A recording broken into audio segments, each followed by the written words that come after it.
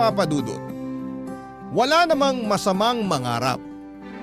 Kahit sabihin pa ng iba na imposible na, ang importante ay kaya mong sabihin sa sarili mo na posible pa. Ako nga pala si Jean, 35 years old. Kabilang ako sa mga babaeng nangangarap na maikasal balang araw. Kahit sabihin pa na lumagpas na ako sa kalendaryo, ay hindi ko pa rin sinusukuan ang pangarap kong makapaglakad patungo sa altar, kung saan ako hihintayin ng lalaking nakatakda para sa akin. Na-imagine ko na nga ang bawat eksena, Papa Dudut. Gusto kong maikasal sa pinakaluma pero pinaka-aesthetic na simbahan sa Pilipinas. Dagdag points kung malapit ito sa dagat para doon na rin ang reception area. Gusto kong maimbitahan ang mga taong naniniwala na makakamit ko ang forever ko. At higit sa lahat ay planado na rin kung ano ang wedding gown na isusuot ko. Meron akong boyfriend na kaedad ko rin, si Ricky, at naireto lamang siya sa akin noong time na sobrang broken ako sa naka-live-in partner ko. Si Ricky ang sumalo sa akin at nagmahal sa akin, Papa Dudut. Kaya nasabi ko sa sarili ko na siya na talaga ang lalaking para sa akin. Boto rin sa kanya ang 60-year-old na nanay ko at best friend / dati kong kaklase na si Leia. Sabi nga nila, anumang oras na ayain ako ni Ricky na magpakasal ay buong-buo ang blessing na ibibigay nila sa akin. Kaya naman plinansya ko na lahat ng plano para sa pangarap kong kasal. Hindi pa man din ako inaaya ni Ricky pero malakas ang pakiramdam kong malapit-lapit na ang pagluhod niya sa akin. Para lagyan ako ng singsing sa aking daliri, Papa Dudut.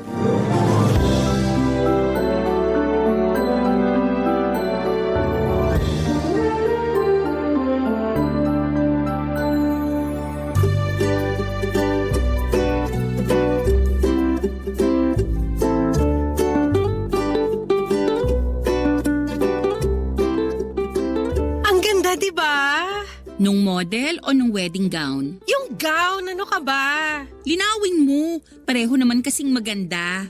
Sa tingin mo bagay sa akin? Yung model o yung gown? Ito naman nakakainis na. Ano bang meron sa gown na yan? Nag-propose na sa'yo si Ricky, no? Ano? Nag-propose si Ricky? Si nanay naman nakakagulat.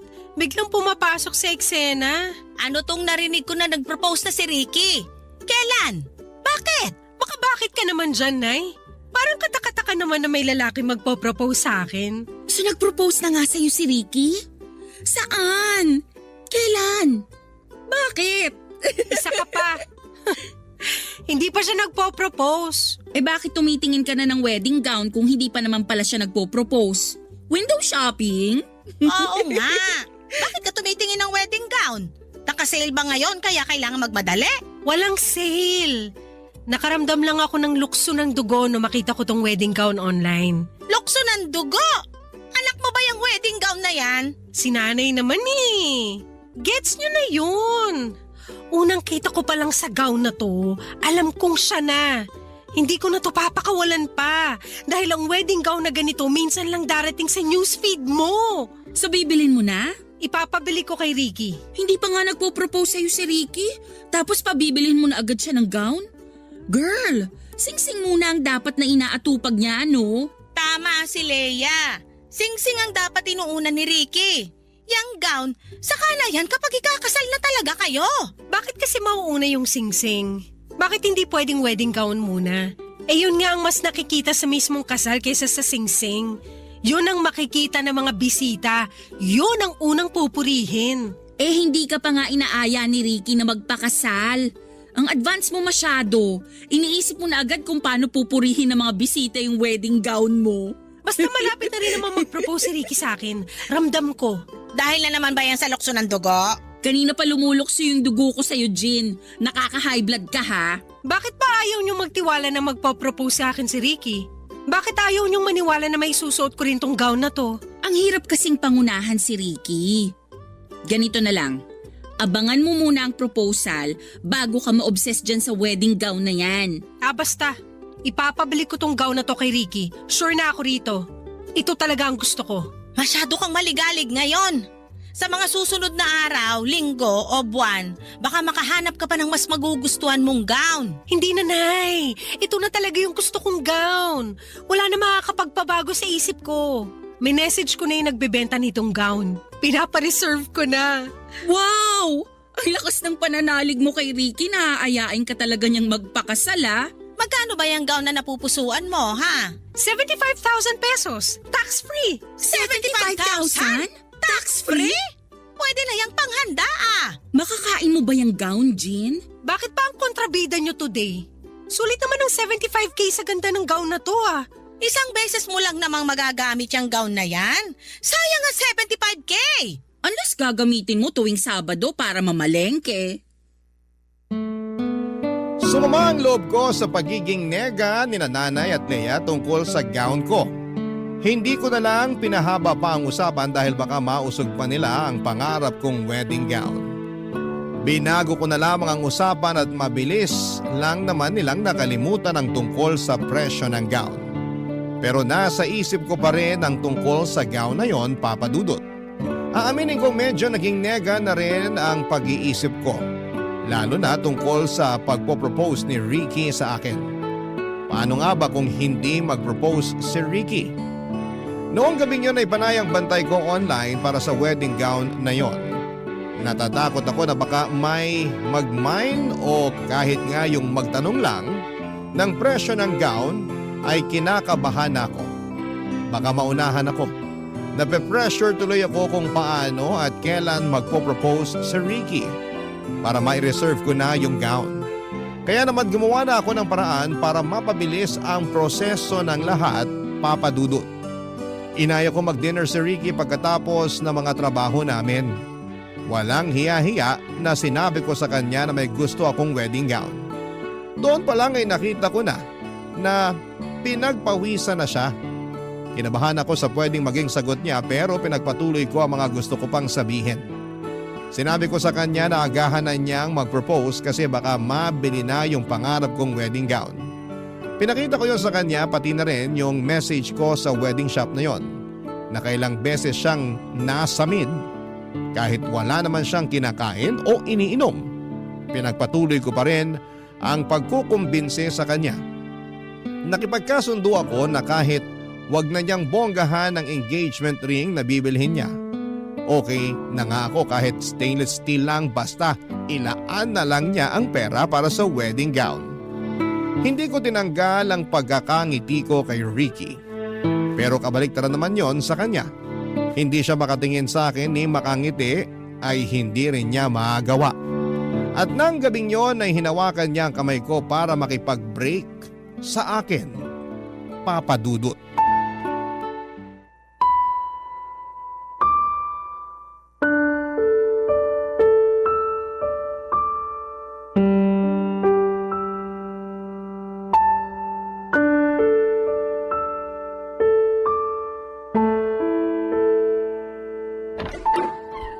Nay! Jean! Nay! Anong nangyari? Bakit ka umiiyak? Maupo ka nga muna. Tubig. Gusto mo ng tubig? Nay, hiwalay na po kami ni Ricky! Ano? Parang biglaan naman yata. Kasi binigla ko rin naman siya. Nako! Huwag mong sabihin. Sabi ko sa kanya na mag-propose na siya bago pa mabili ng iba yung wedding gown na pangarap ko. Ay, anak naman! Na-pressure ko ata siya masyado. Kasi hindi na siya makatingin sa akin noon. Tapos hinawakan niya yung kamay ko. Akala ko yun na eh. Akala ko magpo-propose na siya pero sabi niya, mag-break na lang kami. Kasi nga pinilit mo siya mag-propose. Hindi. Kasi pinilit ko siyang bilhin yung wedding gown. Ang mahal naman kasi nung wedding gown na yun, anak. Hindi lang naman dahil sa presyo ng wedding gown yun, Nay. Halatang hindi pa siya ready na pakasalan ako. Wedding ganon. O talagang nape-pressure lang siya sa presyo ng gown? Alam mo naman na may mga lalaki na sumasama ang loob kapag hindi nila nabibili yung gusto ng nobya nila. Sinabi ko naman sa kanya na pwedeng hati na lang kami sa gasto sa gown. Sinabi ko nga sa kanya na nakapag-down na ako ng 5K sa gown eh. Nag-down ka? Just lang yun, Nay. Para ma-pressure na siya. Para wala na siyang kawala. O para wala nang kawala yung wedding gown mo? Pareho! Kaso siya naman tong kumawala sa relasyon namin. Nasaktan ako sa hiwalaya yun ni Ricky. Alam mo namang napamahal at nasanay na rin ako sa kanya. Pero sana anak, alam mo rin yung mali mo. Dapat ba humanap na lang ako ng mas murang gown? Dapat hindi mo siya pinressure. Walang napapala ang mga taong nagmamadali. Madalas, natitisod sila at nasusugatan. O, tingnan mo nangyari sa'yo ngayon. Okay na rin ako, Nay. At least nalaman ko na habang maaga pa. Hindi naman talaga siya ready para sa akin. Nabigla lang yon. Bigyan mo lang ng ilang araw. Baka makipag-ayos na rin siya at malay mo, baka maisip niya mag-propose na rin sa'yo. Malay mo lang yon ha? Ayaw kitang umasa. Hindi na po yan mangyayari, Nay. Klaro niyang sinabi sa akin na hindi pa siya handang magpakasal. May mga tao naman kasi talaga na hindi agad-agad magiging ready magpakasal. At sinabi rin niya na hindi ako ang babaeng handa niyang pakasalan. Teka, ibang usapan na yan. Ilang beses kong pinaulit sa kanya yung mga salita niya. Baka kako namamali lang ako ng interpretasyon, pero hindi. Parehas kami nang naiisip. Hindi niya ako gustong pakasalan. Ako lang kasi yung available sa ngayon. Malas ko kasi ginawa lang niya akong option. I'm sorry anak. Akala ko naman totoo na yung pagmamahal niya sa'yo. Akala ko rin, Nay eh. Akala ko rin. Nay, may 5K ka ba dyan? Para saan? Ipi-PM ko na yung siya para makapag-down na ako sa wedding gown ko. Kahit wala si Ricky, bibilin ko pa rin yung pangarap kong gown. Anak, masyadong mataas ang emosyon mo ngayon. Palipasin mo muna. Nadadala ka lang ng lungkot mo. Pingin na ng 5K, Nay. Please. Saka na kita bibigyan kapag may lalaki nang nag-propose sa'yo. Nasaktan ako sa huling sinabi ni Nanay Papa Dudut. Alam kong napikon na rin siya dahil sa mga iniisip ko. Bakit nga naman ako bibili ng wedding gown kakagaling ko lamang sa hiwalayan. Hindi ba dapat ang una kong inaatupag ay magpaganda, magpagupit at mag-reband. Bumili ng mga sexy na damit at kumain ng matatamis na tsokolate. Yun naman ang proseso sa hiwalayan, hindi ba? Pero bakit gusto kong dumiretso agad sa wedding gown? Tama nga siguro si Nanay, baka masyado ko lang pinapairal ang emosyon ko. Nagpa-deliver na lamang kami ng chicken wings at ice cream. Sabay naming nilantakan yon habang binabash si Ricky. Kahit papaano ay gumaan naman ang loob ko sa mga kapintasan na napansin namin sa kanya, Papa Dudut. Pero hindi ko pa rin matanggal sa puso ko ang pagmamahal ko para sa kanya. Halos 3 taon din kaming magkarelasyon. Akala ko ay siya na. Payapa ang loob ko sa kanya. Marami kaming pinagkakasundo ang dalawa. Bibihira kaming mag-away. Mature kaming pareho at hindi ako tinutoyo mula noong siya ang nakarelasyon ko. Kaya ganoon ako kakampante na okay kaming dalawa, Papa Dudut. Hindi kasi kami naging toxic sa isa't isa. Pero nagkabukingan sa totoong intensyon niya sa akin nang mapadaanan ko ang topic tungkol sa pagpapakasal. Doon pala lalabas ang katotohanan. Hindi naman niya ako ganun kamahal para idala sa altar. Ang sakit noon na mapakinggan sa isang lalaki. Lalo na sa isang katulad kong lagpas na sa kalendaryo ang edad. Gusto ko na rin namang maikasal pero bakit parang pinagkakait pa yon lalo sa akin. Hindi na muling nagparamdam pa sa akin si Ricky. Blinak na rin niya ako at ang mga mutual friends namin sa Facebook. Para siguro ay wala na kaming maging koneksyon sa isa't isa. Nasaktan ako roon dahil parang tinapon niya lamang ang ilang taon naming pinagsamahan. Pero ano pang magagawa ko kung hindi naman kami parehas ng nararamdaman ng mga panahong yon. Papa Dudut. Barangay Love Stories. Barangay Love Stories. Papa Dudut, sa pagdaan ng mga araw matapos ang hiwalayan namin ni Ricky, wala akong ibang ginawa kundi ang sisihin ang sarili ko sa mga desisyon ko sa buhay. Lalo na sa mga lalaking pinili kong mahalin. Tulad ng iba na kagagaling lamang sa hiwalayan ay hinayaan ko lamang ang sarili kong malugmok sa lungkot at sakit. Hindi ako lumalabas ng bahay at madalas lamang akong nakakulong sa kwarto kapag wala akong trabaho. Panay ang nood ko ng mga malulungkot na pelikula, lalo na yung mga tungkol sa hiwalayan. Sa ganung paraan ay matatanggal ko sa puso ko ang mga nakabarang sakit. Inuubos ko na talaga lahat ng sakit na nafe-feel ko sa puso ko. Ganon kasi ako mag-move on. Hahayaan ko ang sarili kong malugmok at saka ako babangon. Hinayaan naman ako ng nanay ko na gawin yon at maliban na lamang sa best friend kong si Leia. Magkaiba kasi kami ni Leia. Pag ang best friend kong yon, ang nasaktan ay paniguradong babangon siya agad para durugin lahat ng mga nanakit sa kanya. Hindi man niya madurog ang mga taong yon, pero sisiguraduhin niyang makikita nila na nakaahon na siya kaagad. Ma-pride kasi si Leia, Papa Dudut. Ayaw niyang nakikitaan siya ng kahinaan. Kaya ayaw din niyang makita yon sa akin. Gustuhin ko mang itago sa kanya ang pagkabigo ko, mabilis lamang niyang napansin yon. Lalo na sa trabaho ko.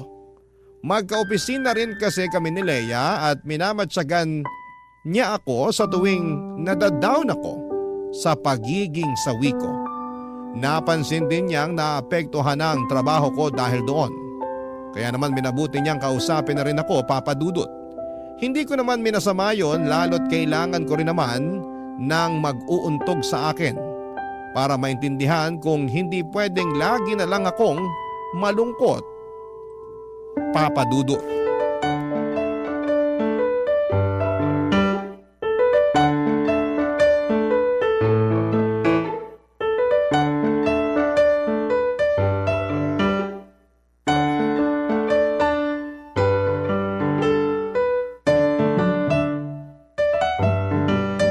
Uy, bakla ka.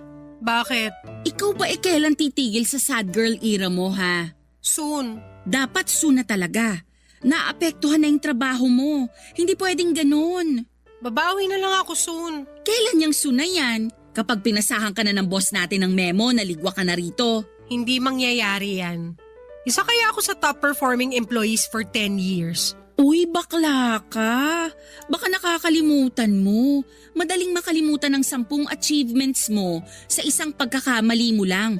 Kaya umayos ka dyan. Ano bang magagawa ko sa hindi nga ako makapag-function ng maayos? Masakit nga eh. Masakit.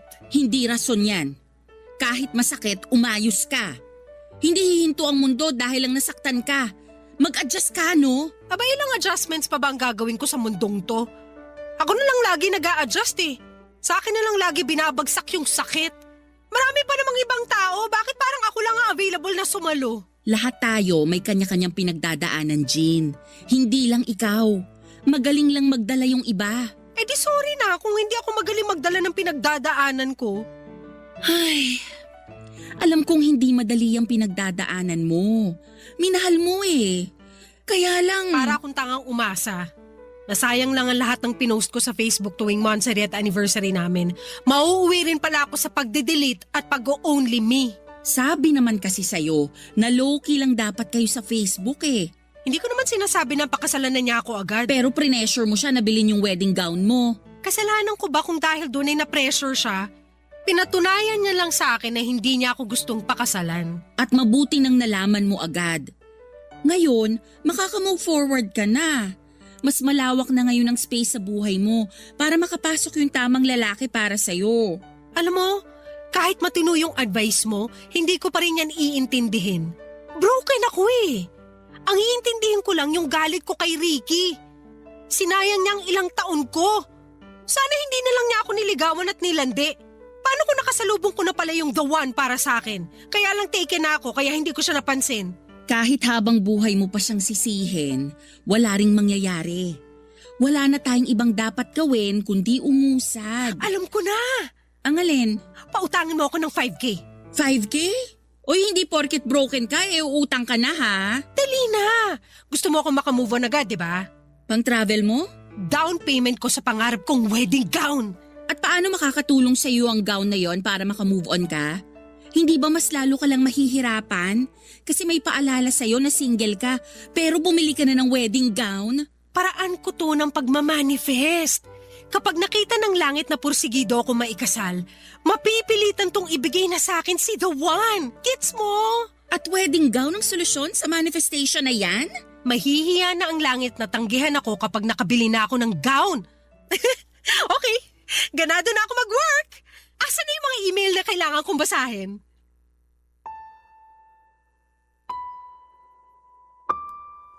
Napapailing na lamang si Leia sa naisip kong gawin, Papa Dudut, pero dahil nakita niyang bumalik ang sigla ko sa pagtatrabaho, nag-bank transfer na siya ng 5K para sa down payment ng wedding gown ko. Ang saya ko noon habang mini-message ang shop kung saan ko bibilhin ang wedding gown ko. Pumayag naman sila sa palugit na 1 taon para mabili ko ang wedding gown na yon. Dahil doon ay nagkaroon ako ng drive para doblehin ang pagkayod sa trabaho ko. Lahat ng OT ay pinapatos ko noon. Tinipid ko ang sarili ko sa pagkain hindi lang para makatipid ako sa gastos, kundi para magkasya sa akin ang gown kapag naisuot ko na. Nawala ng lungkot na nararamdaman ko. Nakausad na rin ako dahil na-inspire ako sa pangarap kong wedding gown. Kailangan kong mabili yon kahit ano pa ang mangyari. Seryoso ako, alam kong kapag nabili ko na yon ay darating na si the one. Pinayuhan ako ni Leia na ipagpalibang ko na lamang ang plano ko. Dahil baka may makita pa raw akong mas magugustuhan kong gown at kapag nangyari yon ay baka kasama ko na rin ang the one ko. Baka nga raw yung the one ko pa ang bumili ng wedding gown ko para sa akin, pero kinontra ko yon. Sinabi ko sa kanya na kaya ko namang bilhin ang gown na pangarap ko. Paghihirapan ko yon at hindi ko iaasa sa kahit na sinong lalaki dahil ako naman ang magsusuot noon. Ako naman ang may pangarap doon. Hindi na ako sinagot pa ni Leia at hinayaan na lamang ako basta lang daw maging okay ako at masaya. Tatanggapin na lang niya ang kabaliwang ko. Bukod kay Leia, pati si nanay ay hindi rin ganon kaprobado sa plano ko. Lalo't noong nagsimula na akong magdoble kayod ay nag-alala na siya para sa kalagayan ko. Lagi na lang kasi akong puyat, pagod at nangangayayat, Papa Dudut.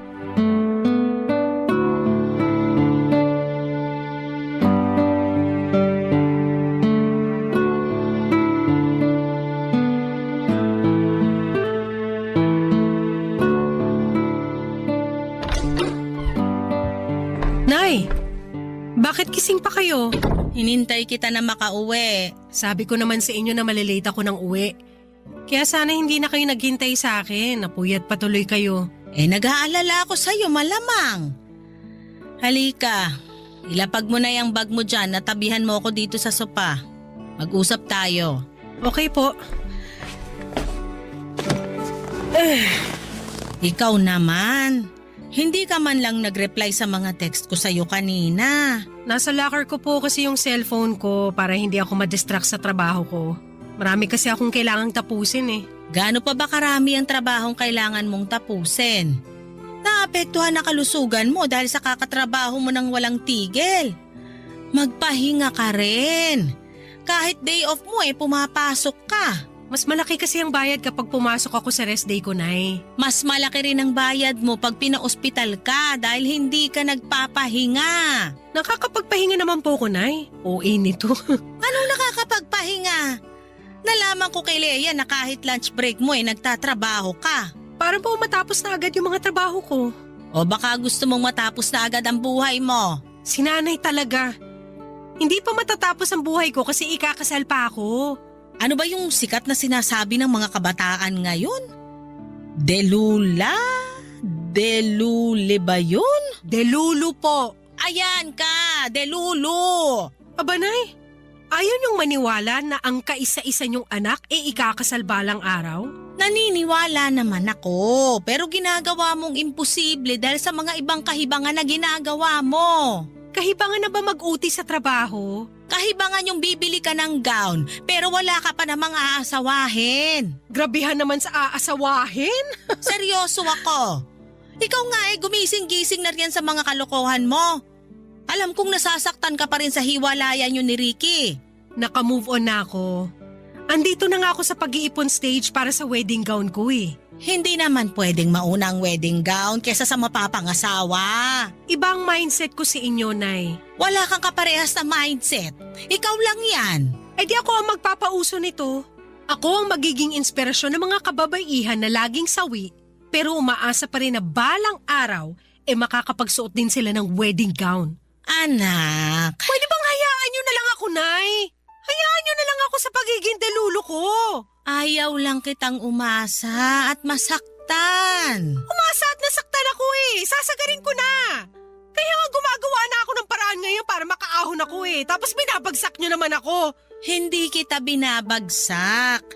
Inaalalayan pa nga kita sa mga desisyon mo sa buhay Hindi ko kailangan na alalayan nyo ako.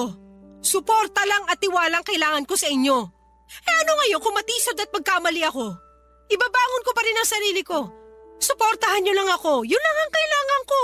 Desidido ka na ba talaga sa pagbili ng wedding gown na yon? Opo.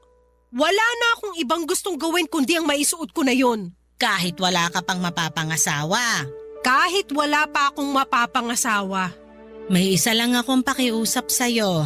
Ano po yan, Nay? Ingatan mo ang kalusugan mo para makita pa kitang suot ang pangarap mong wedding gown. Tumango ako sa naging tanong ni nanay at sinuklian na lamang niya yon ng tipid ng ngiti.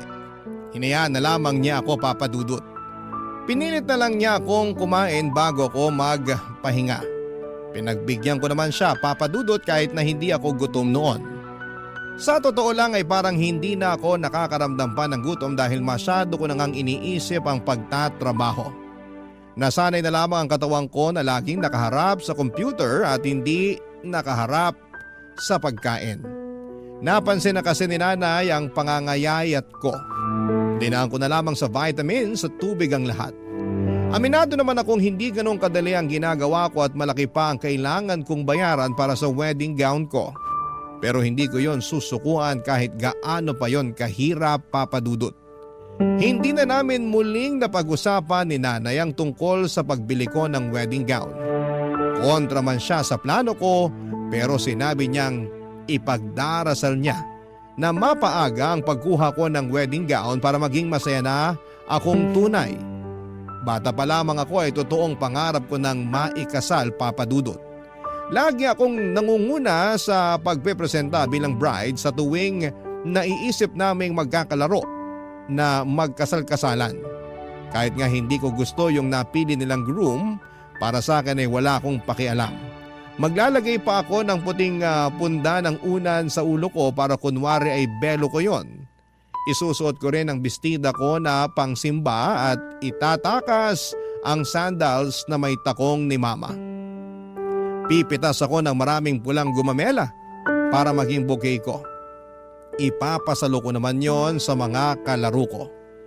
Pero bago pa man din nila masalo, papadudot ay nagkakawatak-watak na ang mga gumamela.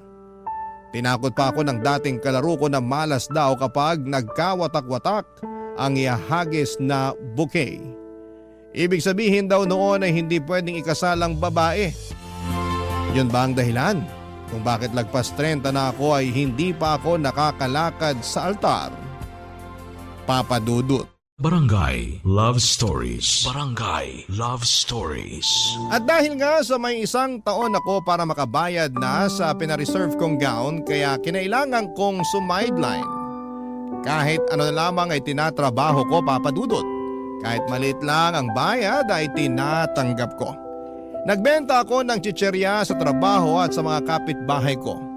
Ilang beses nga akong nasita sa trabaho dahil bawal daw yon.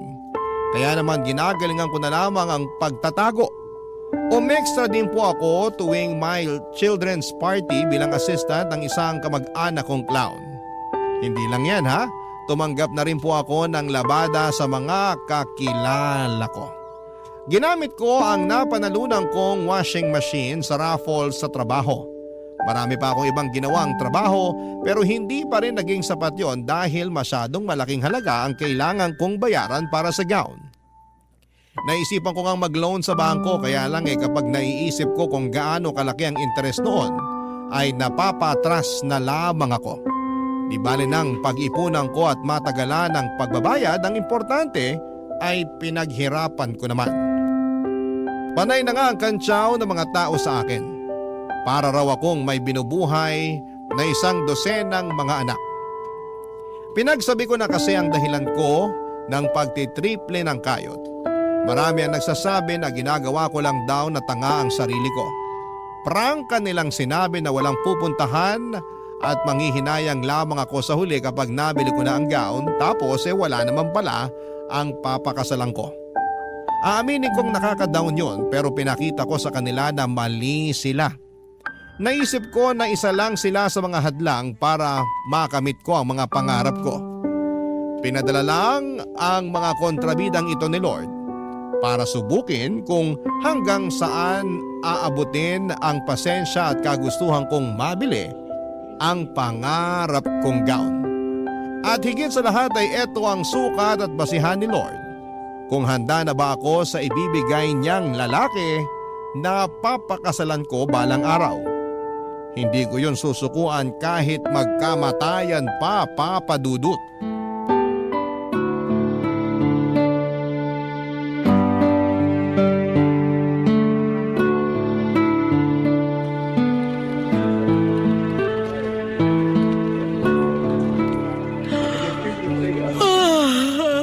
O ano, inaantok ka na. Senyales yan na magpahinga ka na. Senyales to na kailangan ko pang magkape. Pakicheck naman kung meron pang 3-in-1 dyan sa gilid mo. Hindi ka na magkakape, tama na. Kahit tong thermos gusto ka ng sukuan no? Bibili na lang ako sa kantin. May papasabay ka ba? 50 pesos lang ang pasabay fee. Wow ha, pati ako pinagkakakitaan mo na rin? Kailangan ko ng pere. Hindi mo naman sana kakailanganin ng pera kung hindi ka mapilit dyan sa gusto mo.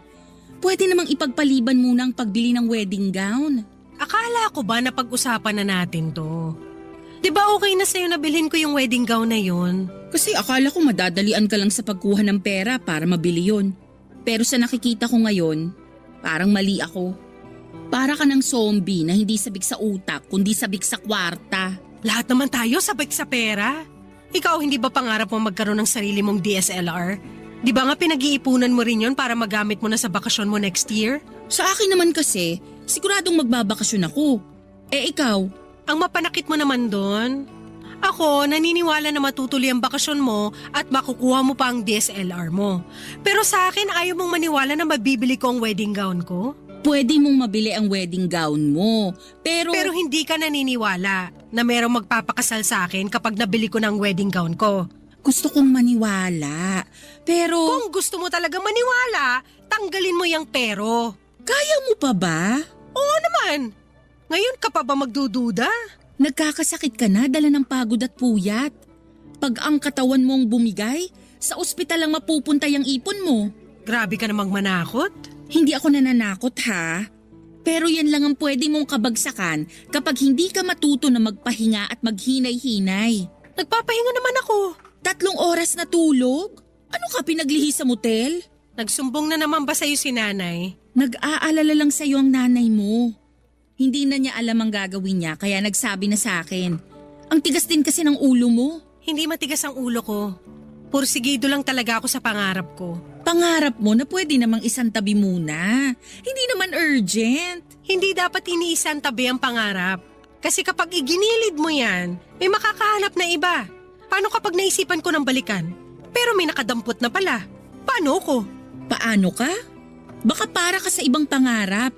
Kasi kung para sa'yo yon, gagawa ng paraan ng Diyos na ireserba yun sa'yo.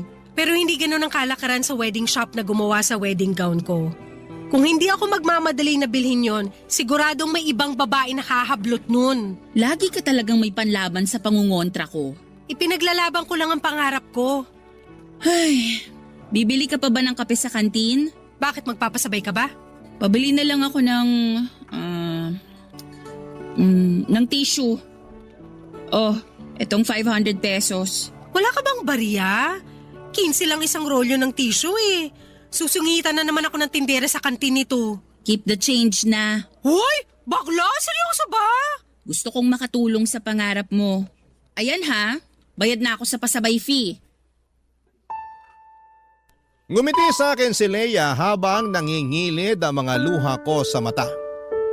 Hindi ako makapaniwala na pwede pa rin pala akong pakitaan ng suporta ni Leia kahit na ilang beses na niya akong kinontra. Nagmadali na akong pumunta sa kantin para bumili ng kape at tissue.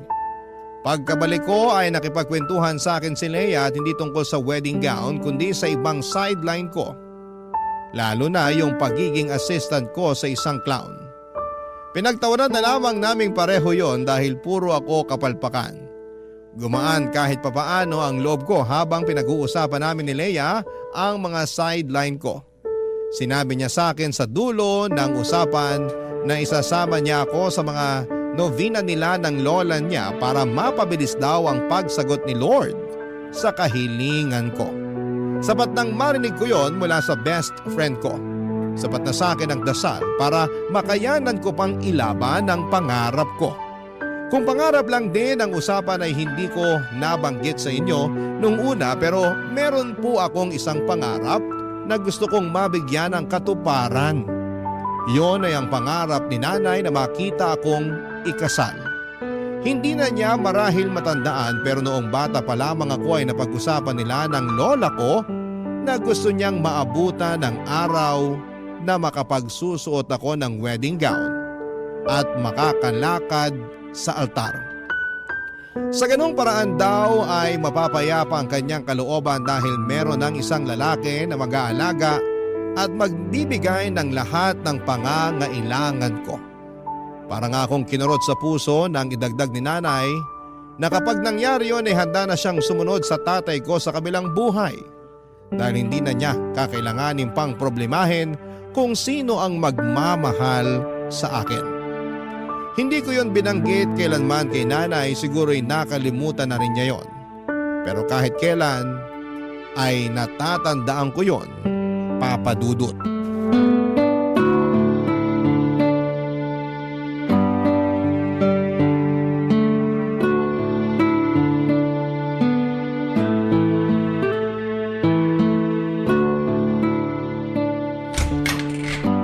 Anak, pwede bang pumasok sa kwarto mo?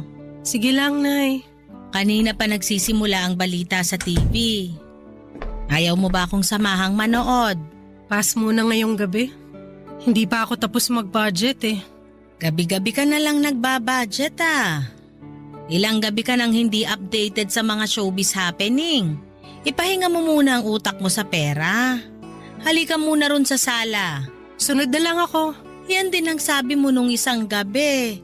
Pero natapos na yung balita, hindi ka pa rin sumunod. Importante kasi to, Nay. Medyo nalihis ng konti yung ipon ko eh. Kailangan ko idiretso ulit. Akala ko ba nasusunod mo ng maayos yung budget mo? Nalihis nga po kasi nung nagkasakit ako. Napabili tuloy ako ng maraming tissue, salabat, mga gamot para sa ubod sipon. Tapos niresetahan pa ako ng doktor ko ng vitamins para sa dugo. Yan naman kasi ang sinasabi ko sa'yo, diba? Hindi ka kasi marunong magpahinga. Imbis na hindi nalihis ang ipon mo, ayan tuloy, napunta lang sa gamot. Pasalamat pa rin po ako na hindi ako na ospital. Gamot lang sapat na. Natawa ka pa.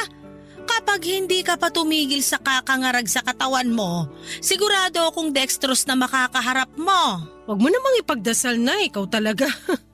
Hey, paano na yan? Kaya ko itong ayusin, Nay. Kalma ka lang dyan. Magkano lang naman yung nabawas? Tsaka sa linggo, may e-extrahan ulit ako na children's party. Doon na lang ako babawi. Pero sa linggo na rin ang birthday ng tatay mo. Baka lang nakakalimutan mo. Ay, oo nga. Ay nako, nakalimutan mo nga. Kung nasaan man ang tatay mo ngayon, nagtatampo na siya sa'yo. Ganito na lang, Nay. Ikakain ko na lang siya ng cake sa birthday party. Doon ko na lang isa-celebrate. Sumama ka na lang din kaya. At least makakatipid tayo kapag nakigamit tayo ng birthday party ng iba. Kung ano-ano naiisip mo. Maiintindihan naman ni tatay kung hindi tayo makakapag-celebrate ng birthday niya sa linggo. Isang birthday lang naman yun. Yearly naman ay nakakapag-celebrate tayo. Maliban ngayong taon. Maiintindihan ako ni tatay. Alam niya na may pangarap ako na gustong matupad. Alam niya kung bakit ko kailangan gawin to. Ay, alam mo ba, nung magnobyo at nobya pa lang kami ng tatay mo, pinangako niya sa akin na bibilan niya ako ng napakagandang singsing. Yung singsing daw na pang prinsesa. Hindi ko po alam yung kwento na yan Ewan ko ba, dahil sa tagal na rin siguro kaya nakalimutan ko na. Naalala ko lang bigla dahil sa pagiging porsigido mo na mabili yung pangarap mong wedding gown. Naalala ko sa iyo ang tatay mo. Parehas talaga kayo. Tapos na anong sunod na nangyari sa kwento ni tatay tungkol sa singsing? Mula nung nakita niya yung singsing na narimata sa sanlaan, kung ano-anong trabaho na ang pinasok niya. May kamahalang kasi yung singsing. Antigo ata. Nagbebenta siya ng taho sa umaga bago pumasok sa trabaho niya ng 10:00. Nagbebenta rin siya ng yosi at candy sa trabaho niya. At sa gabi, nagbebenta siya ng balot at yosi. Tuwing day off niya, sinasamahan ko siyang magbantay ng mga itik ng tsuhin niya. Ilang buwan niyang ginawa yon. At nabili niya yung singsing? Hindi. Sayang naman po ang effort ni tatay. May nakabili na kasi nung singsing. Naunahan siya. Yan ang sinasabi ko Kaya kailangan magmadali. Kapag gusto, gumawa agad ng paraan. Gumawa naman ng paraan ng tatay mo. Kaya lang, baka hindi para sa akin yung singsing na yon. Pero pangarap ni tatay na mabili yun para sa'yo. Oo, pero alam mo ba, makalipas ang ilang buwan, nakakita kami ng singsing na pareho naming nagustuhan.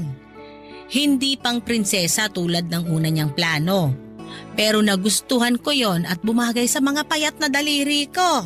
At binili na po ni tatay yon. Nabili pa niya sa mas murang halaga. Ay, at doon na rin niya ako inayang magpakasal. Gamit ang singsing na yon. Gamit ang pagkakataong yon. Aww, ang sweet ni tatay. Sana all. Minsan talaga, hindi bibigay ng Diyos ang plano natin dahil meron siyang hinandang mas magandang plano para sa atin. Parang alam ko na kung saan papunta tong usapan. Na ayaw ni Lord yung plano ko na bilhin yung wedding gown, tama ba? Hindi ko alam ang plano ng Diyos. Siya lang ang nakakaalam nun. Ang alam ko lang ay ang plano mo. At susuportahan pa rin kita sa plano na yan. Bahala na kung saan ka makarating pagkatapos niyan. Salamat, Nay. Kaya, binibigay ko na sa'yo ang singsing na binili ng tatay mo para sa akin. Ang engagement ring ko. Ibenta mo to, anak. Makakadagdag din ito sa ipang bibili mo sa pangarap mong wedding gown. Kunin mo na. Pero Nay, bigay sa'yo ni tatay to. Pangarap niya to noon. Natupad naman na ang pangarap naming pareho ng tatay mo. Ang ikasal gamit ang singsing na yan. Ayos na ako ron. Sigurado rin akong ayos na ang tatay mo sa naging kwento namin noon. Kaya ipapasa ko na sa iyo ang singsing na to para magamit mo naman sa pangarap mo. Inabot sa akin ni nanay ang engagement ring niya na binili ni tatay. Pilit ko yung binabalik sa kanya pero nagpumilit si nanay na ibenta ko o isangla para may pandagdag ko na pangbili para sa wedding gown ko. Pagkatapos noon ay lumabas na siya ng kwarto para manood ng balita. Sinabi ko sa kanya na susunod ako pero hindi ko ginawa yon. Nahulog na kasi ako at nakulong sa pag-iisip habang nasa palad ko ang singsing ni nanay. Napadalawang isip na ako kung tama pa ba na ituloy ko ang pagbili ng pangarap kong wedding gown. Gusto ko yun at nakapag-down na ako ng 5,000 para doon. Kahit wala akong karelasyon pero ginagawa ko yon para sa sarili ko. Simbolo yon ng pagmamahal ko para sa sarili ko. Simbolo yon na hindi ko kailangan ng isang lalaki para mabigyan ako ng mga pangarap kong bagay. Simbolo rin yon ng pangarap ko. Pangarap na maikasal balang araw. Kaya lang naisipan ko rin ang kwento ni nanay at tatay. Umikot yon buong magdamag sa isipan ko.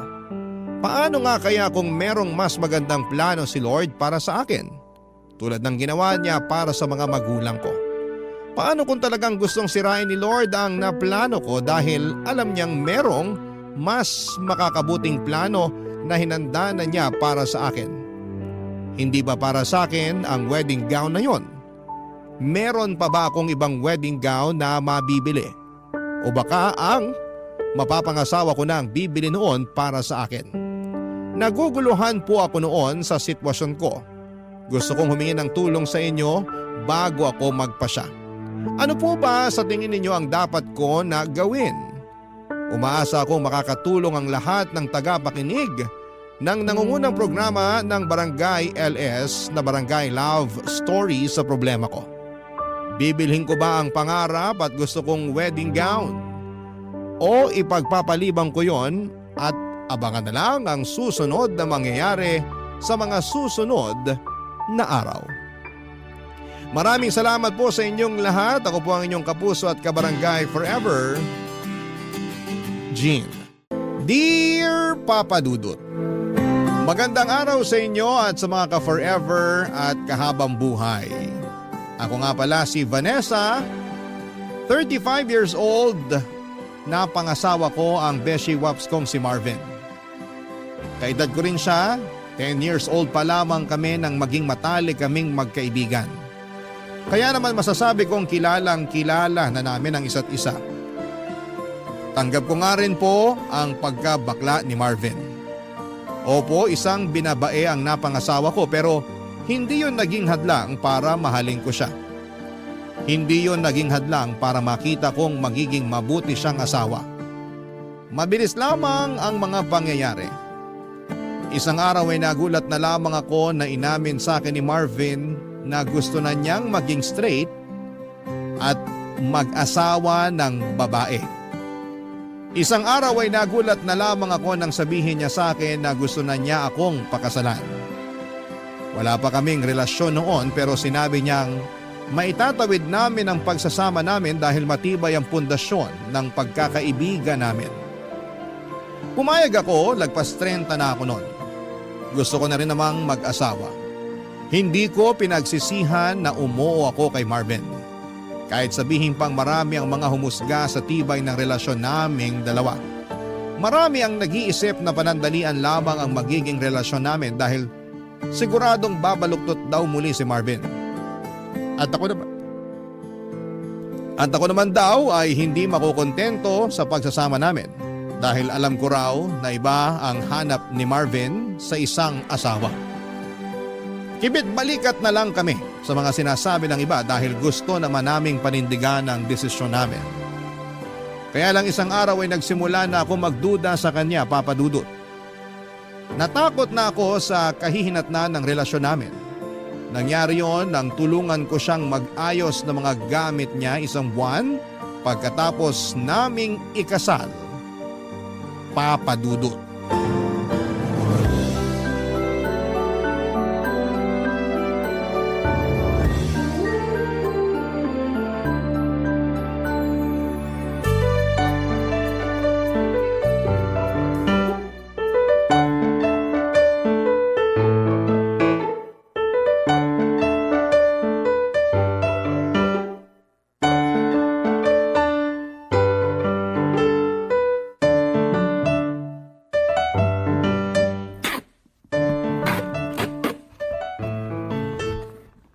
Sana pala kaysa inuna nating mag-honeymoon, inasikaso na lang muna natin tong mga gamit mo. Natambakan tuloy tayo ng gagawin ngayon. Late din kasi pinadala ni Mama itong mga gamit ko. Mas inuna kasi nila ni Papa na mag-honeymoon.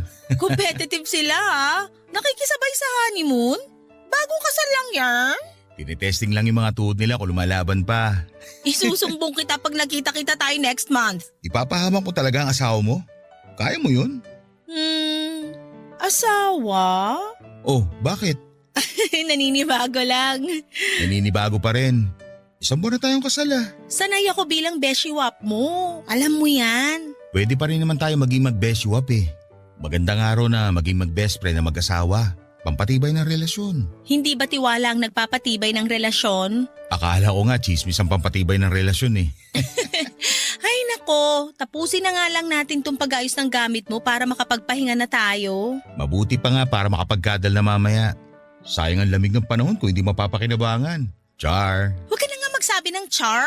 Baka may makarinig at sabihin na pumipitik na uli ang mga daliri mo. Ay wala akong pake. Char! Ewan ko sa'yo. Pag ikaw nahipa ng hangin pabalik sa dating kasarian mo, naku lang talaga. Abot mo na nga sa akin yung karton dyan sa tabi mo para masimulan ko ng iligpit laman yan. O heto, dahan-dahan ha. Mabigat to. Ano ba laman itong karton na to? Napakabigat. Hindi ko natanda. Check mo na lang. Ano nga ba laman nito? Make-up? Bestida? High heels? Ah, yan pala laman yan box. Doon mo na lang ilagay sa dulong cabinet kasama ng mga ibang abubot ko. Bakit meron ka pa rin itong mga to? Bakit ko naman kasi tatapon yan? Pwede pa naman yan magamit. Bago pa nga iba dyan eh. Lalo na yung mga makeup. Balak mo pa rin bang gamitin tong mga to? Pwede mo naman gamitin. Halos magkasing tangkad at magkasing katawan naman tayo. Kasya sa'yo yung mga yan. Ang iksi ng mga bestida mo. Hindi ako nagsusuot ng ganito. Takot ka bang kabagin dahil sa sobrang iksi? Isuot mo na lang kapag summer. Pag magbabakasyon tayo sa probinsya namin. Ipamigay mo na lang. Hindi naman ako nagsusuot talaga ng ganito. Kung ayaw mo isuot, itago mo na nga lang yan doon sa dulong cabinet. At bakit kailangan pa nating itago hindi naman na magagamit? Sayang lang yung space sa cabinet para sa mga to. Ipamigay na lang talaga. Ayoko ipamigay kasi pinaghirapan kong bilhin yan. Branded kaya yung mga yan. Itago na lang para may remembrance ako kung ayaw mong gamitin. Remembrance? Gusto mo pa rin talagang maalala nakaraan mo? Parte na ng pagkatao ko nakaraan ko. Issue ba sa'yo ang kasarian ko noon? May problema ba? Wala naman. Sige, lalagay ko na lang to sa dulong cabinet. Baka magbagong isip ko at magamit ko rin balang araw tong maiiksing bestida. Pati yung mga makeup gamitin mo na bago mag-expire. Bagay sa'yo yung mga shade na yan lalo na yung rose pink blush on at taupe contour. Mas babae ka pa talaga sa akin. Pula at pink lang ang alam kong kulay sa makeup. Ikaw may nalalaman ka pang rose pink at taupe. Well, masyadong gifted sa kulay at kakikayan tong mister mo eh. Char.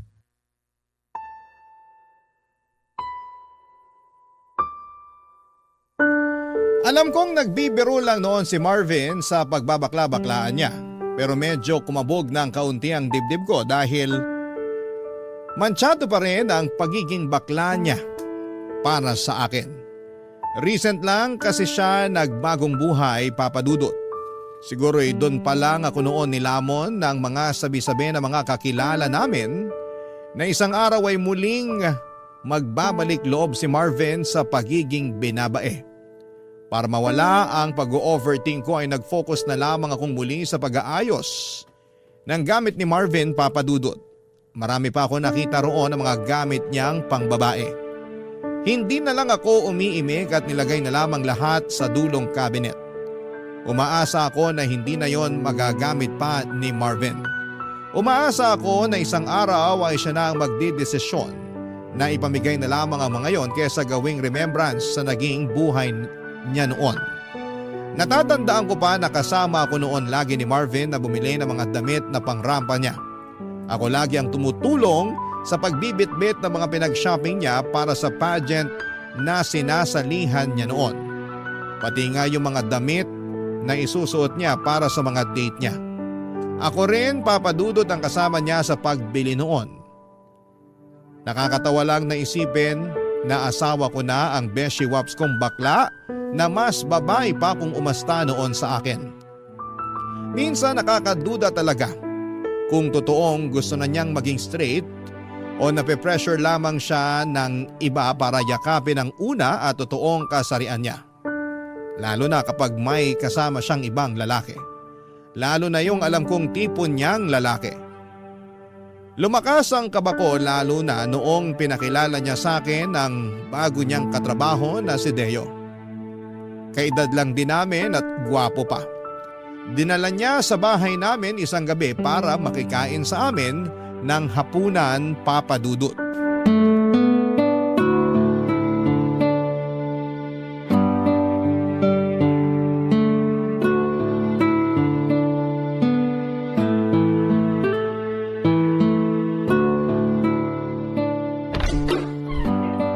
Vanessa, nakauwi na ako. Marvin, sakto uwi mo. Nakahanda na sa mesa yung hapunan. Lika na, kain na tayo. May kasama pala ako, katrabaho ko. Hi po. Hi! Deo, misis ko pala si Vanessa. Vanessa, bago kong katrabaho, si Deo. Totoo pala sinabi nito ni Marvin. Maganda pala talaga misis niya. Akala ko mayabang lang to eh. Mayabang talaga ako pagdating sa misis ko, no? Tignan mo, kilay pa lang ulam na. Parang mali naman na isipin na ulam yung kilay niya. Pero ang ganda nga ng kilay. Makapal at on fleek. Ako ang nagkikilay dyan tuwing day off ko. Ipaghihayabang ko lang ha. Tigilan nyo na yung kilay ko, baka mausog at magkauban bigla. Tara na sa kusina para makakain na. Kain na. Sana wala kang allergy sa hipon, Deo. Masarap pa naman tong buttered shrimp na niluto ko. Marami pa. Paborito ko to. Nako, hindi to makakatulong sa abs ko. Mapaparami kain ko nito. Nga pala Vanessa, matindi ang abs nito si Deo. Pang sparkle artist sa GMA. Ipakita mo nga ngayon, Deo. Wag na, ano ka ba? Nakakahiya naman na sa harapan pa ng mga hipon papakita tong abs ko. Kesa naman mamaya mo pa ipakita yan eh. Lulubog na yan kapag naparami ka ng kain ng hipon at kanin. Huwag mo na lantad yung abs mo. Naniniwala naman akong pang-artista yung nasa tiyan mo. Kain na lang tayo, Marvin. Baka magtampo pa tong mga hipon kasi mas paborito natin pag-usapan yung abs ni Deo. Umaalog na tong abs ko sa humor mo, Vanessa. Gets ko na talaga kung bakit na in love sa ito si Marvin. Sense of humor mo palang ulam na eh. Puro na lang ulam ang nasa isip mo, Deo. Kumain na nga lang tayo para makauwi ka na. Di pa ako nakakapaglagay ng kanin sa plato ko, iniisip mo na agad na pauwiin ako. Hindi ah. Kung may baon ka lang na extra brief papatulugin na kita rito sa bahay namin. Sa susunod, magdadala ako ng 1 dosena ng brief, extra large. Sa day off natin, matulog ka rito ha. Oo naman. Ayos lang ba sa'yo, Vanessa? Ako nang bahala sa paghuhugas ng plato. Wala namang problema. Ayos lang sa akin, basta ayos lang kay Marvin. Mas lalong walang problema sa akin para naman masaya rito sa bahay. Bakit? Malungkot ka ba na tayong dalawa lang ang nandito? Naku, lagot ka Marvin, ayusin mo kasi. Ang ibig ko sabihin, masaya rin siguro kung masubukan natin paminsan-minsan na may bisita tayo. Pero kahit wala, ayos na sa akin na tayong dalawa lang. Lusot, hindi kulong. Kumain na nga lang tayo para makauwi na tong si Deo. Aray naman, gusto nyo talaga ata akong pauwiin eh. I-take out ko na nga lang tong kanin at hipon. Sa jeep ko na lang kakainin mamaya habang nasa biyahe. Joke lang naman, Deo. Kahit mamayang madaling araw ko pa umuwi, ayos lang sa amin. Gusto mo manood tayo mamaya ng movie pagkatapos natin mag-dinner eh. Sige, game ako dyan. Pero ayos lang ba sa'yo yon, Vanessa? Oo naman. Nood tayo ng movie mamaya pagkatapos kumain. Tama na kwentuhan. Kain na tayo para makanood na mamaya. Imbes na kumain ay nagpatuloy pa rin sa tawanan at usapan sina Deo at Marvin, Papa Dudut. Hindi na nga ako gumatong pa sa usapan nila para hindi na yon humaba pa. Pero ganun pa rin. Tawanan lang sila ng tawanan na akala mo'y matagal na silang magkakilala. Hindi na rin ako nakaimig pa kahit gustuhin ko man. Parang nakalimutan na kasi nilang andun ako. At sila na lamang ang nagkakaintindihan sa mga pinag-uusapan nila. Kumain na lamang ako para makaramdam sila at doon na rin sila sumunod. Akala ko kapag nagsimula na silang kumain ay hindi na sila magkwekwentuhan. Pero hindi yun nangyari, Papa Dudut. Sumigi pa rin sila ng sumigi sa usapan. Late na tuloy kaming natapos kumain. Inaantok na ako noon pero ayaw pang umalis ni Deo. Gusto pa niyang manood ng TV at sinamahan tuloy namin siya. ni Marvin na tuwang-tuwa rin. Habang magkakasama kami ay para ako naging third wheel sa kanila. Naalala ko bigla noong mga panahong third wheel ako kay Marvin at sa mga naging boyfriends niya.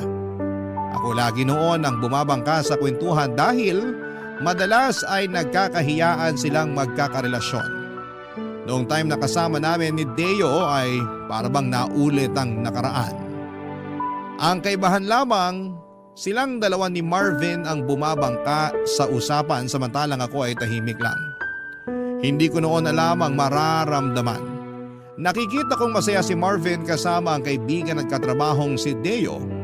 Pero ang sakit lang na makitang parang mas masaya siyang kasama si Deo kesa sa akin ang mismong asawa niya. Mas lumalim lang tuloy ang selos at pagdududa ko papadudot kung totoo ba ang kagustuhan ni Marvin na magbagong buhay na. Papadudot. Barangay Love Stories. Barangay Love Stories. Sa pagdaan ng mga araw, papadudot ay hindi ko sinabi kay Marvin ang totoong nararamdaman ko. Takot akong magising ang pagkabakla niya oras na maparami ang oras na kasama niya si Deo. 6 na araw pa naman sa loob ng 1 linggo kung magkasama sila sa trabaho. Hindi ko alam kung ano ang ginagawa nila sa tuwing magkasama sila sa opisina. Madalas akong napapraning lalo't nasa bahay lamang ako palagi. Naka-work from home kasi ako at halos wala naman akong ginagawa masyado sa trabaho ko. Kaya mas dumadami tuloy ang oras ko sa pagdududa at pag-overthink. Inisto ko pa nga ang Facebook ni Deo at lumaki ang insecurity ko nang makita ko ang mga halos hubad na larawan nito sa Facebook. Ganon na ganon ang mga itsura ng mga naging karelasyong lalaki ni Marvin noon. Hindi ko na alam kung ano ang gagawin ko para makapagtiwala akong muli kay Marvin. Sinubukan ko namang pigilan ang nararamdaman ko kaya lang masyado yung nagsusumigaw. Lalo na kapag nakikita ko si Marvin na may nakakasalubong na ibang lalaki.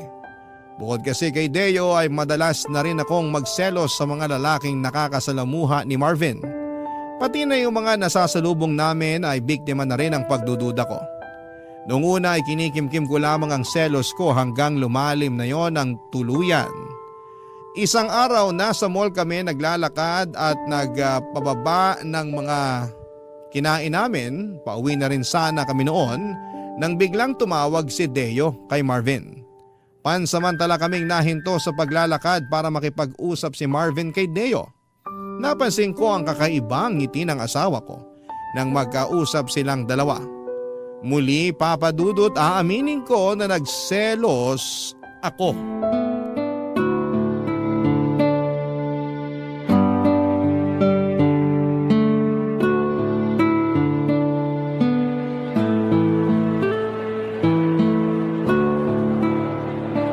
Ang hirap namang matunaw nung kinain nating kaldereta.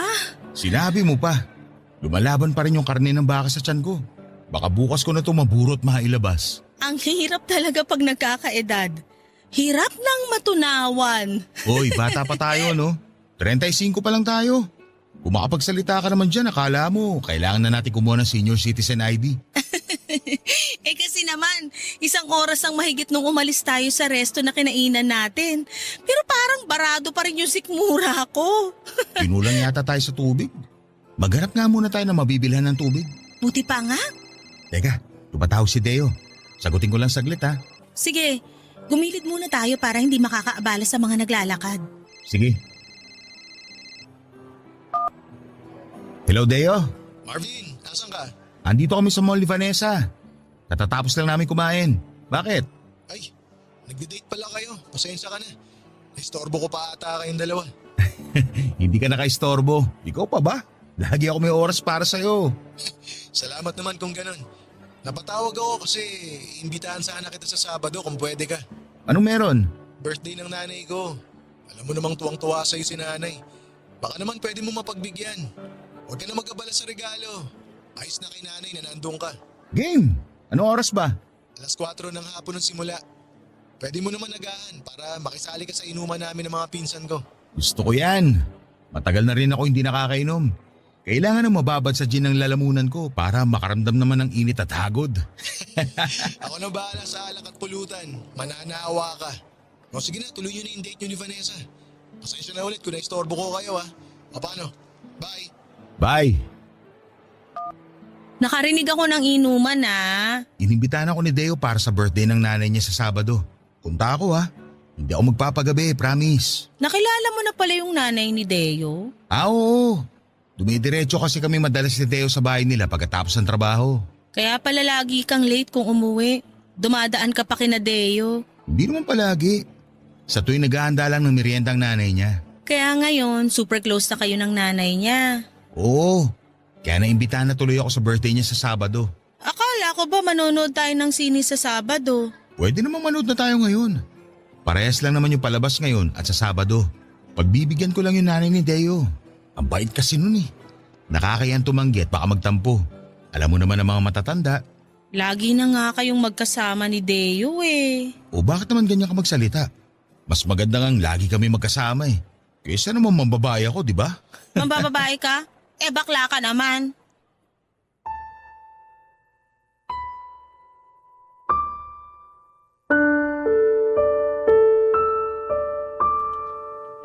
Papadudod, hindi ko maiwasang masabi yon kay Marvin dahil sa inis at selos ko. Nawala ang ngiti ni Marvin at napatitig na lamang siya sa akin. Hindi siya makapaniwala sa mga sinabi ko at hindi namin pinag-usapan yon pagkatapos. Nagpanggap na lamang kami na parang walang nangyari. Tahimik kaming pareho habang pinagpapatuloy ang paglalakad.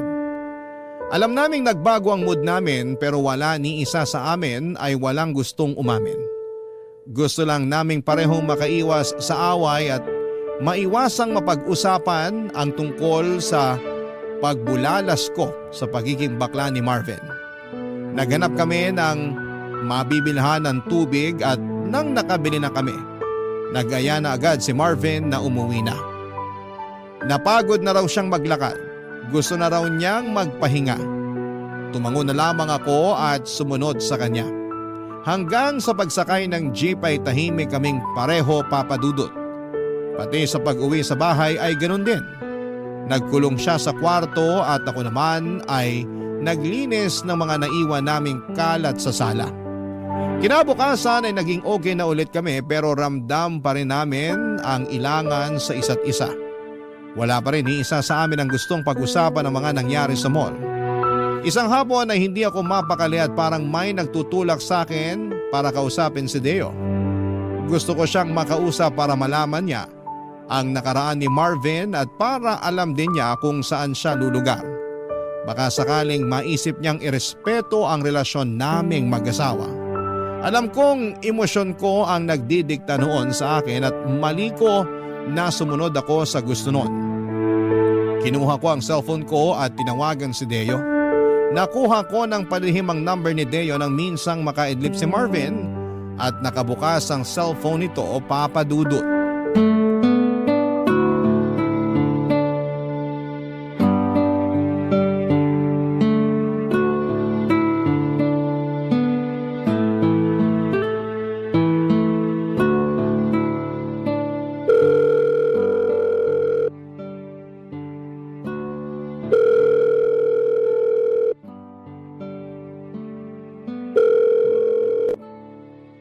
Hello? Sino to? Hello, Deo. Si Vanessa to. Yung asawa ni Marvin. Vanessa, ikaw pala. Nagulat naman ako. Hinahanap mo ba si Marvin? Katabi mo ba siya ngayon? Nasa 4th floor siya ngayon eh. Kausap boss namin. May ibibilin ka ba sa kanya? Wala naman. Kung pwede nga sana wag mo nang sabihin na tumawag ako sa'yo. Ha? Bakit? May problema ba? Meron May tampuhan ba kayo ni Marvin? Gusto mo kausapin ko siya para magkaayos kayo? Wala naman. May iba akong problema. Tungkol saan ba yung problema? May tutulong ba ako? Tungkol sa'yo. At oo, makakatulong ka sa akin. Tungkol sa akin? Teka, may nagawa ba ako sa'yo? Alam mo bang dating bakla si Marvin? Hindi niya nakwento pero ramdam ko naman. Pilantik pa lang ng daliri hindi na kailangan pag-usapan Mag-beshiwap kami ni Marvin mula nung 10 years old kami. Bakla na siya noon pa man. Tapos last year lang nagplano na siyang maging straight na lalaki. Para magawa yon, inaya niya ako magpakasal. Pumayag ako agad. Grabe. Akala ko sa barangay love stories lang nangyayari yung mga ganyang kwento Seryoso ko. Ano naman ngayon ang problema kung sakali? Hindi ka ba naniniwalang straight na siya? Medyo alanganin, lalo na nung pinakilala ka niya sa akin. Bakit naman ako nadamay sa problema? Katrabaho niya lang naman ako. Pero kasi nung bakla pa siya, mga tipo mo yung ginajowa niya. Mapuputla na macho. Alam ko yun kasi ako ang tulay niya lagi sa mga naging jowa niya noon. Beshiwap na, tulay pa, asawa pa. Talo mo pa 3-in-1 na kape Ikaw na. Pasensya ka na kung sinasabi ko sa'yo to ngayon ha. Ayos lang, walang problema. Mabuti nga't nasabi mo to sa akin. Ngayon alam ko na kung saan ako lulugar. Nadamay ka pa sa pagsiselos ko. Pasensya ka na talaga. Wala yun. Pero matanong lang kita, wala ka bang tiwala kay Marvin? Dati, meron. Kaya lang nagduda na ako nung lagi na kayong nagkakasama. Lagi talaga kami magkasama kasi magkatrabaho kami. Diyan nga ako takot Dahil halos 9 hours kayong magkasama sa trabaho. Imposibleng hindi kayo magka-developan. Pagdating sa parting yan, malabo yan. Paanong malabo? Lagi kang binibida ni Marvin. Panay ang papuri niya sa kagwapuhan mo. Lalo na sa abs mo. Kahit sinong misis magdududa kung bukang bibig lagi ng misteryong katrabaho niya. Ako na nagsasabi sa'yo, kahit pa 15 hours kami magkasama ni Marvin sa trabaho, malabo magkagustuhan kaming dalawa. Bakit naman? Kasi may boyfriend na ako. 2 years na kami mahigit at masaya kami sa relasyon namin. Walang dahilan para magloko. Bakla ka rin? Hindi ba halata? Hindi lang pumipilantik mga daliri ko pero kulay pink ang pagkatao ko. Akala ko straight ka. Hayaan mo, sa susunod ipapakilala ko sa'yo boyfriend ko. Naipakilala ko na siya kay Marvin noon. Nakakasama nga namin madalas kapag nagmimerienda kami sa bahay. Alam mo magandang idea din kung tatry mong sumama sa amin minsan ni Marvin para mawala yung pagdududa mo sa asawa mo. Ang akala ni Deo ay mawawala noon ang pagdududa ko kapag nalaman kong may boyfriend na siya. Pero kabaligtaran ang mga nangyari. Mas lalo akong nakaramdam ng selos at mas lalo akong kinabahan. Kung bakla rin pala si Deo ay mas malaki ang chance na magka-developan sila ni Marvin. Kahit sabihin pang may boyfriend na si Deo, pero dahil uso ang cheating ngayon ay hindi ako pwedeng maging kampante. Tinapos ko na kaagad ang tawag dahil halos hindi na ako makahinga dala ng sobrang kaba. Pagkatapos noon ay sinubukan ko na lang na mag-focus sa trabaho ko pero hindi yun nangyari. Ang utak ko ay nakalipad sa future. Iniisip kong balang araw ba ay makakayanan kong tanggapin pag nagka-developan na sina Marvin at Deo. Parang nanikip ang dibdib ko sa iniisip ko. Mahal ko na si Marvin at wala akong ibang gustong mangyari kundi ang maalagaan ang pagsasama naming mag-asawa. Kinagabihan ay umuwi si Marvin, nakasimangot ito at halatang galit. May kutob akong sa akin siya galit at tama naman ako. Alam pala niyang tinawagan ko si Deo. Hindi raw napansin ni Deo na nakabalik na si Marvin mula sa 4th floor at nasa likuran lang siya nito habang magkausap kaming dalawa sa cellphone. Narinig ni Marvin ang pag-a-assure sa akin ni Deo na walang pwedeng mangyari sa kanilang dalawa dahil may boyfriend ito. Guilty ako noon at panay ang sorry ko pero inis na inis pa rin si Marvin sa akin. Sa sala siya natulog at iniwasan niya ako hanggang kinabukasan. Nahiya ako sa ginawa ko at hindi ko alam kung papaano makakabawi sa asawa ko sa ginawa ko sa kanya. Papadudot nagsisisi ako kung bakit hinayaan kong magpadaig sa emosyon ko. Nagkaroon na tuloy ako ng lamat. Ang pagsasama namin ng asawa kong si Marvin, papadudot. Barangay Love Stories. Barangay Love Stories. Nagkaayos din naman kami ni Marvin pero hindi na kami katulad ng dati, Papa Dudut. Nagbago na siya sa akin at alam kong dala yon ng kawalan ko ng tiwala sa kanya. Kilala ko si Marvin, ang pinakaayaw niya sa lahat ay ang mga taong pinagdududahan siya sa kahit na anong paraan at kadahilanan. Hindi ko man lang pinag-isipan ang ginawa ko. Alam kong nasaktan ko siya at hindi ko alam kung paano pa makakabawi. Mabilis pa namang mawala ng gana si Marvin kapag may nagawa kang hindi maganda sa kanya. Lalo na kung mismong karelasyon niya ang nakagawa ng masama sa kanya. Naalala ko nga yung isang karelasyon niya na siloso. Agad na hiniwalayan ni Marvin nang malaman nitong ini-stalk niya ang mga ex ni Marvin. Hindi raw siya komportable sa ganon. Kaya kahit gaano pa niya kamahal ang ex niyang yon ay iniwan niya agad para sa peace of mind niya. Dahil sa pag-alala ko sa ex ni Marvin ay natakot ako. Kaya nakipag-ayos agad ako sa kanya at ginawa ko ang lahat para mapatawad na niya ang mga nagawa ko. Kinulit ko siya hanggang sa mapilitan na siyang makipag-ayos sa akin. Nag-promise ako sa kanya na hindi na mauulit ang pagdududa ko. Naniwala naman siya at bumalik na kami sa dati at sinimulan ko ng magtiwala. Kahit medyo aminado ako na medyo nakakaramdam pa rin ako ng selos kay Deo, ay sinikap kong huwag yung ipahalata kay Marvin kapag magkasama kami. Kaya lang isang araw ay nakaramdam na naman ako ng selos, hindi kay Deo kundi sa ibang mga lalaki na nakakasalubong namin sa paglalakad namin sa mall. Nadugtungan na naman ang lamat ng aming relasyon nang dahil doon.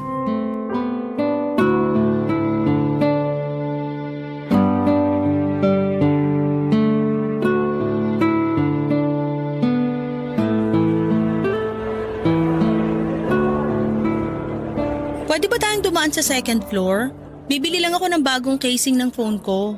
Sure ka? Mas mura kaya online. Umorder ka na lang, free shipping pa. Sale pa naman bukas. Pwede, pero check pa rin natin dito. Maaga pa naman eh. Okay, pero daan lang muna tayo sa pharmacy. Bibili lang ako ng vitamins ko. Ay sakto, ubus na rin yung vitamins ko. Oo nga pala, O ano yon? wala. May nasalubong ka lang na gwapo na tahimik ka na bigla? Ano na naman ba ang pinupunto mo? Wala naman. Huwag mo sabihin pinagsisilosa mo yung nasalubong natin. Masama ba? Natahimik ka nung dumaan siya eh. Wow, grabe. Ang lagkit pa ng tingin mo. Ni minsan hindi mo ako tiningnan ng ganon. Seryoso ka ba? Akala ko ba hindi ka na magsiselos? Akala ko rin eh. Pero iba yung dating sa'yo nung nasalubong natin. Parang gusto mong lundagan. Parang gusto mong lapain. Ganyan talaga kahayok sa lalaki ang tingin mo sa akin? Una si Deo, tapos ngayon ibang lalaki naman. Ang saklap ha. Pati hindi ko kilala pinagsisilosan mo. Nakakaselos kasing reaksyon mo nung dumaan yung lalaking yon. Kakaiba yung tingin mo eh. Masama na ba tumingin sa ibang tao ngayon? Anong gusto mo? Sa'yo lang nakadikit ang mga mata ko. Tama na nga, ayoko na ng away. Ayaw mo ng away. Pero ikaw naman to nagsimula. Kaya nga tinatapos ko na, di ba? Ano bang dapat kong gawin para matigil ka na sa pagsiselos mo? Wala. Tama na. Ayoko ng pag-usapan. Pag-usapan natin to para matapos na. Pag pinag-usapan natin to, baka relasyon na natin yung matapos. Matatapos talaga tong relasyon natin kung panay duda ka. Hindi kita pinagdudahan kanina. Nagselos at nagtaka lang ako. Ganon din yun. Hindi ka magsiselos kung hindi ka nagdududa. Umuwi na nga lang tayo. Wala na ako sa mood. Ikaw pa tong nawala sa mood ha. Eh di sorry na. Sorry kung pinagsilosan ko yung nasalubong natin. Huwag ka mag-alala. Last na yon. Duda ako. Pag nasimula mo na magselos, tuloy-tuloy ka na. Ganyan ka sa ex mo dati. Halos sakali mo na sa kakaselos mo. Alam mo naman palang selosa ako dati pa. Pero bakit pinakasalan mo pa ako? Kasi akala ko, bilang ilang dekada na tayo magkaibigan, buo na ang tiwala mo sa akin. Hindi ka pa ba tapos dumakdak? Ikaw, hindi ka pa tapos magselos? Hindi pa ako pwedeng manalo sa usapan na to? Bakit ko hayaang manalo yung pagsiselos mo? May karapatan ako magselos dahil asawa kita. Dahil mahal kita. Kahit asawa kita, wala ang karapatang pagdudahan ako. Lalo ng kasarian ko. Hindi ako nagdududa sa kasarian mo. Sinungaling, kung hindi ka duda sa kasarian ko, bakit halos ikamatay mo yung kakaselos sa lalaki na kasalubong natin? Hindi ako nakasagot sa sinabi ni Marvin, Papa Dudut. Nahiya ako bigla dahil alam kong tama siya. Talaga namang nagdududa pa rin ako sa kasarian niya pero hindi ko magawang aminin yon sa harapan niya.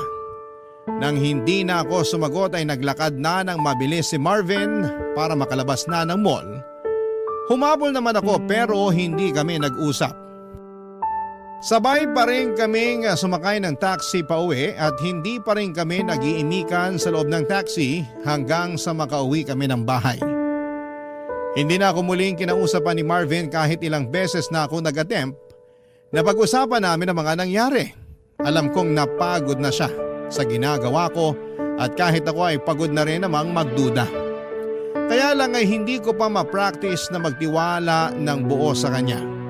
Hindi ko maipaliwanag sa kanya kung bakit ganon akong magduda. Ayokong galitin pa siya lalo kaya naman ako na rin mismo ang dumistansya. Sa mga sumunod na araw ay hindi na kami tuluyang naayos. Lagi na lang late kung umuwi si Marvin at hindi na kami nakakapag-usap tulad ng dati. Nanlamig na siya ng tuluyan sa akin, mas lalo tuloy akong napraning dahil sa mga inaakto niya. Dahil sa pagdistansya niya sa akin ay naisip kong mas lalo lang lalaki ang chance na mapalapit siya kay Deo o sa ibang lalaki na makakasalamuha niya. Baka nga, para makaganti sa akin ay manlalaki na siya para lang patunayan ang mga pagdududa ko sa kanya. Natakot ako lalo sa mga iniisip ko, Papa Dudut. Kaya bago pa umabot sa puntong yon ay kinausap ko na siya. Nahirapan akong harapin siya noong una dahil nga sa panayang iwas niya. Pero napilitan din siya na makipag-usap sa akin nang ma-realize nito marahil na hindi na namin pwedeng iwasan ang isyo na namamagitan sa aming dalawa. Nagkausap na ulit kami at sinikap na ayusin kung ano man ang naging gusot noong nakaraan, Papa Dudut.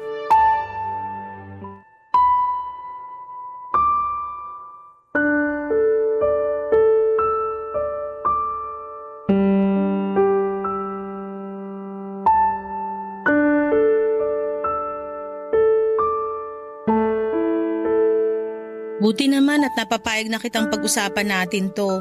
Wala naman na sana pag-uusapan kung marunong ka lang magtiwala. Ilang beses ko bang kailangang mag-sorry? Nakakapagod na ah. Nakakapagod mag-sorry, pero magduda hindi. Sana baliktad na lang.